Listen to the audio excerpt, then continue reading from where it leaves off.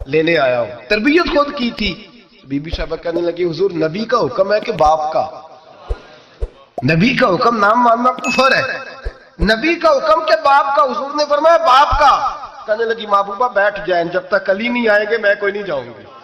آپ کی تربیت کا نتیجہ ہے. میں کیسے چلی جاؤں جب تک شیر خدا نہیں آتے؟ کچی زمین پر یوں اللہ کے رسول طامت سمیٹ کے بیٹھ گئے. دیر کے بعد حضرت علی آئے. ماتھے پہ شکن نہیں. ایک دفعہ نہیں حضور نے کہا کہ میرے گھر میں پلا ہے. جناب علی تو کچھ سالوں کے تھے جب حضور کے در اقدس پہ آ گئے. یہ نہیں اللہ کے رسول نے فرمایا کہ میرے گھر میں پلا ہے، میرا غلام ہے، ساری زندگی میرا دستر نگر رہا ہے، کیسے بول سکتا ہے؟ کوئی لفظ نہیں کہے. فرمایا تو ٹھیک کہتی ہے، شیر خدا آئے. تو میرے کریم رسول نے فرمایا علی اگر تو اجازت دے تو میں فاطمہ کو لے جاؤں.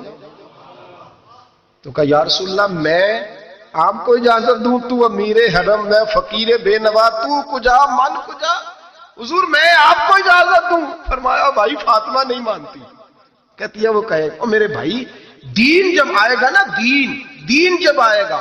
سیدہ طیبہ طاہرہ حضرت خدیجہ الکبریٰ کی سہیلی ملنے آئی اور حضرت خدیجہ کے پھٹے ہوئے کپڑے اور پیبند والے کپڑے دیکھ کے تو رو پڑی. کہنے لگی تم مکے کی ملکہ تھی اور دنیا تیری مثال دیتی تھی، اور خدیجہ یہ تو نے کیا حال کر لیا. فرمایا چپ کر، میں اس حال میں راضی ہوں جس میں میرے رسول راضی ہے.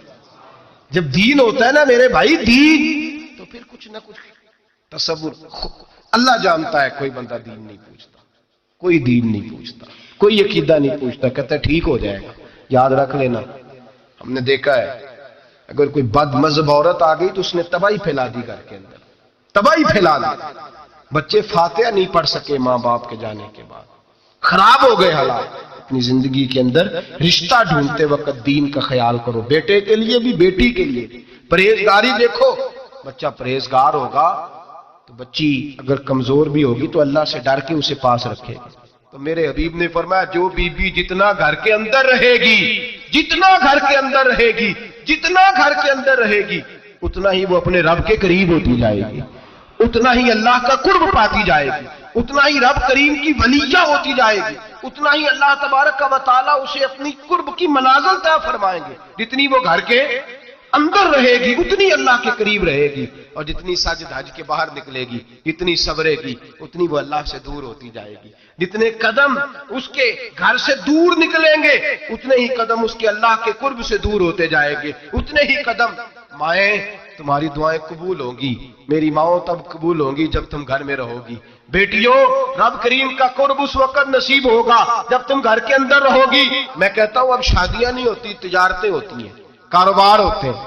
اب لوگ کہتے ہیں چلو یہ بھی ساتھ آ جائے گا، یہ بھی. اس بھٹی میں نہ جھونکو، یہ زندگی کا فیصلہ ہے.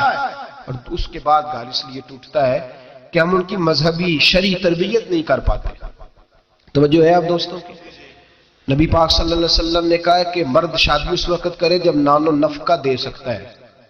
کیا لفظ ہے جی؟ نانو وہ کیا ہوتا ہے؟ ضروریات. اس میں پارک میں جانا شامل نہیں، اس میں پارک میں جانا شامل نہیں، اس میں 4-5 دن کے لیے مری کی رہائش شامل نہیں، اس پیکج میں وہ شامل نہیں. یاد رکھیں، یہ بھی ٹریننگ دیں. ابا جی آگے کہتے ہیں، ابا جی بچی کے ابا جی کہتے ہیں پتر بالا نو کدی کدی لے جایا کر، خدا کا خوف کرے. نانو نفقہ اور چیز ہے. ہاں وہ مرد کی طاقت کے مطابق ہے نانو نفقہ شریعت نے کہا، لیکن نانو نفقے سے مراد میرے نبی پاک صلی اللہ علیہ وسلم نے فرمایا جو خود کھائے وہ بیوی کو کھلائے، جو خود پہنے وہ بیوی کو. فرمایا تو اپنے گھر والوں پہ آسانی کر، اگر تو صاحب حیثیت ہے تو انہیں اچھا خرچ دے، کوئی عرض نہیں. فرمایا اگر تو بال بچوں کو بھی کھلائے گا تو اللہ تجھے صدقے کا ہی ثواب عطا فرمائے گا. لیکن اس کے اندر جو ڈیمانڈز ہیں، جو مطالبات ہیں، جو روز بروز بڑھتی ہوئی خواہشات ہیں، جو طرح طرح کے مسائل ہیں، اس کے اندر یہ شامل نہیں ہے کہ اگر بچی کی جو ہے وہ شادی ہوگی رشتہ داروں میں تو وہاں بھی 2 لاکھ اس میں نان نفقے میں شامل ہے. یہ کوئی شامل نہیں، وہ اس کی حیثیت کے مطابق سلامی ہے. ہم لوگوں نے بچوں کو یہ سمجھایا ہی نہیں. تم نے اپنے گھر کے اندر گزارا کرنا ہے، جس طرح کے بھی حالات ہو تم نے اپنے گھر کے اندر رہنا ہے، وہاں رہ کے تم نے اپنا وقت گزارنا ہے. نہ بچے کو اگر بچے کی تربیت کی جائے گی تو وہ بھی کبھی نہیں دیکھے گا سسرال کے ہاتھوں کی طرف، کبھی گھر نہیں ٹوٹے گا، محنت سے کمائے گا، جد و جہد کرے گا. اور اگر بچی کو سمجھایا جائے گا وہ بھی ناجائز مطالبات نہیں کرے گی. اپنی عزت کو اپنے گھر کے اندر محفوظ کرے گی. میرے نبی پاک صلی اللہ علیہ وآلہ وسلم نے ارشاد فرمایا کثرت کے ساتھ عورتیں جہنم میں جائیں گی. یا رسول اللہ کیوں؟ فرمایا ایک تو وہ غیبت زیادہ کرتی ہیں، دوسرا اپنے خامند کی ناشکری بہت کرتی ہیں. ہر بات میں کہتی ہیں نہیں یہ بھی کوئی نہیں، یہ بھی کوئی نہیں، ساری زندگی رو کے گزار دیتی ہیں، دو کی ختم نہیں ہوتے. یہاں بھی مسئلہ ہے، یہاں بھی مسئلہ ہے. تربیت کریں، ان کو سمجھائیں. وہ گھر ٹوٹ جاتا ہے جس گھر کے اندر ناجائز مطالبات ہونے لگتے ہیں، وہ گھر ٹوٹ جاتا ہے. درجنوں لوگ ایسے ہیں جو سوسائٹی میں آگے بڑھنے کے لیے ڈاکو بن گئے، بیسیوں لوگ ایسے ہیں جو معاشرے کے برابر ہونے کے لیے قاتل بن گئے. زمانے میں آپ کو بے حساب اور لاتعداد لوگ ایسے ملیں گے جو اپنے گھر والوں کے مطالبات پوری کرنے کے لیے اپنی زندگی داؤ پہ لگا گئے. نشہ بیچا، گلے کاٹے، انہوں نے خون بہائے، انہوں نے ظلم کیے. نہ ایسے مطالبات کی عادت بنائیں. اپنے گھر کے اندر فقر کے ساتھ، درویشی کے ساتھ گزارا کرنا سیکھیں. میرے نبی پاک سید عالم صلی اللہ علیہ وسلم نے نان نفقہ مرد کی حیثیت کے مطابق رکھا ہے. عورت کو کہا ہے کہ تو اس لیول کے اندر رہ کے اپنے اوقات کو صرف کرے گی. نہ بچوں کو اتنی بڑی بڑی عادات کا شکار کریں کہ بعد میں ان کے معاملات بگڑ جائیں. میرے حبیب پاک صلی اللہ علیہ وسلم نے فرمایا مرد پر اس کی طاقت کے مطابق ہم نے ڈالا.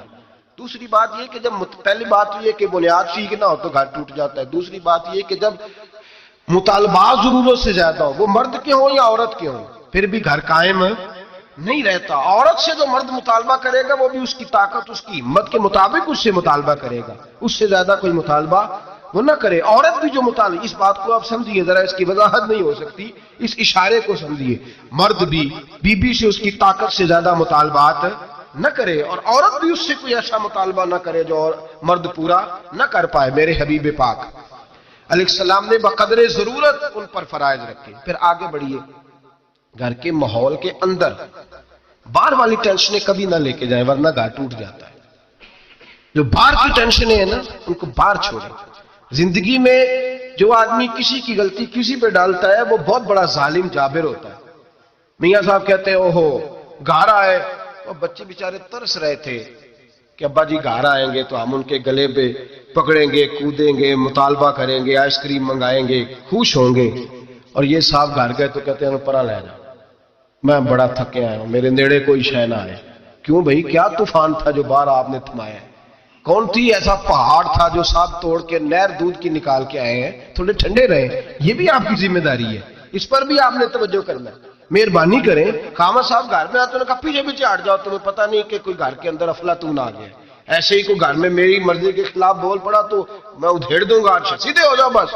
بچے بھی سہمے ہوئے ہیں، بیوی بھی کھانا رکھ کے تو بھاگ گئی ہے کہ اس کے ساتھ بات کوئی نہیں کرنی، تاروں میں کرنٹ بڑا سخت ہے کہ کوئی جالی نہ مرے. ایسا نہ کریں اپنی زندگی کے اندر، یہ رونے کی بات ہے، اس پر غور کریں. ہم کیا کرتے ہیں، ہم اس کا در باہر کی ساری ٹینشنیں گھر لے آتے ہیں. میرے حبیب پاک سید عالم نور مجسم سیدہ طیبہ طاہرہ حضرت عائشہ صدیقہ فرماتے ہیں حضور گھر آتے تو ہنستے ہوئے آتے، اور گھر کا کوئی کام نہیں ہوا ہوتا تو حضور پکڑ کے کرنا شروع کر دیتے.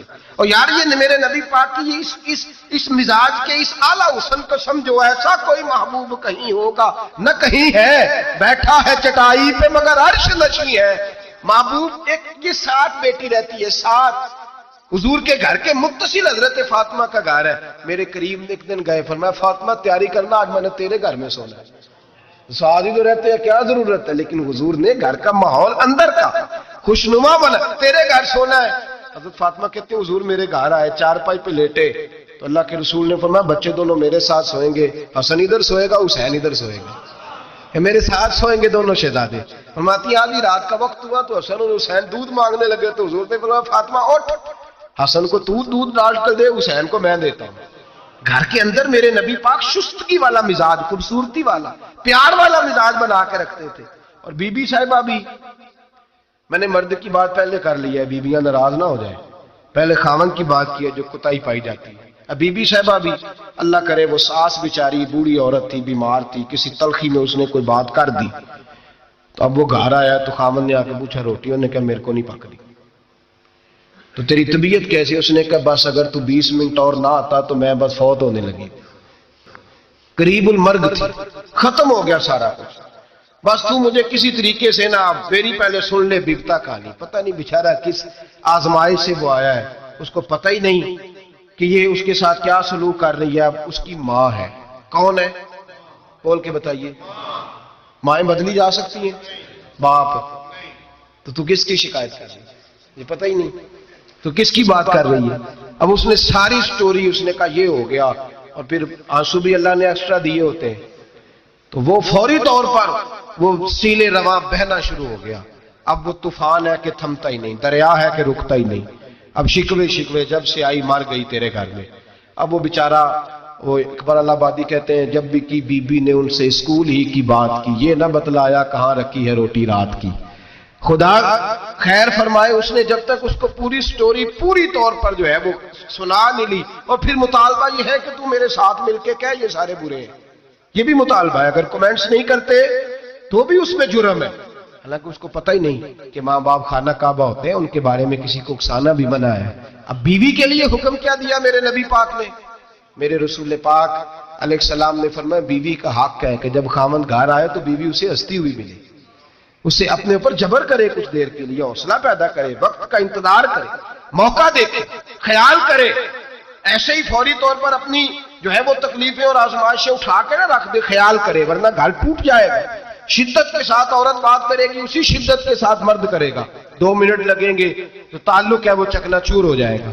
تو تیسری بات یہ کہ اپنی پریشانیاں جو گھر سے متعلقہ نہیں ہیں ان کو ذرا ایک کونے پہ رکھنے کی کوشش کریں، گھر ٹوٹنے سے بچے گا. چوتھی بات، میرے نبی پاک صلی اللہ علیہ وسلم نے پہلے مرد کو حکم دیا، فرمایا حوصلہ بڑا کر، حوصلہ بڑا.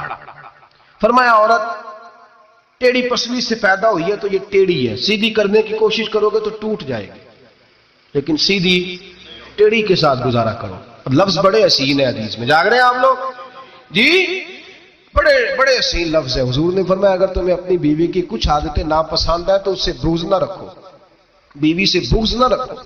اگر کچھ عادتیں ناپسند ہیں تو کچھ ایسی بھی ہوں گی جو تمہیں بڑی پسند ہو، جو پسند ہے ان پر توجہ کرو. ڈاکٹر اقبال، علامہ اقبال کہتے ہیں میرے پاس ایک آدمی آیا، اس نے آ کر کے کہا کہ میں اپنی بیوی کو طلاق دینا چاہتا ہوں. پہلے اس نے مرضی کی شادی کی، میں وہ بات شروع میں کہہ چکا ہوں.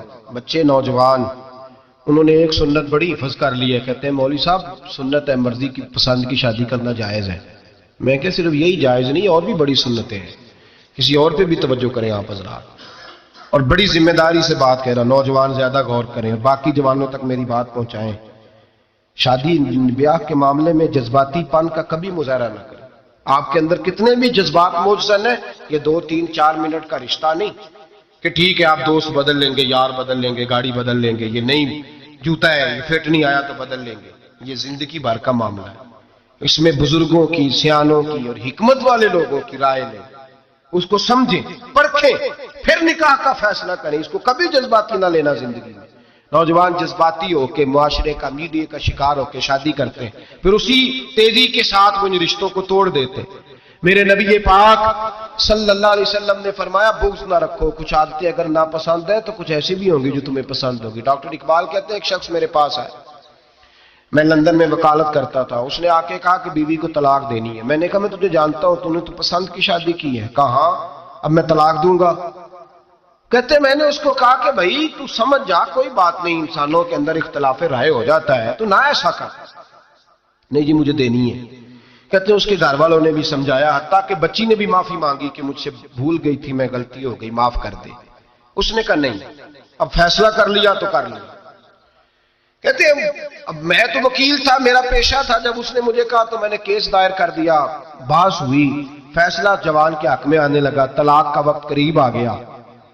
جس دن فیصلہ ہونا تھا اس دن رات کو میرے پاس آیا، کہنے لگا سویرے کیس واپس لے لیں، میں نے نہیں طلاق دینی. میں نے کہا کیا ہوا؟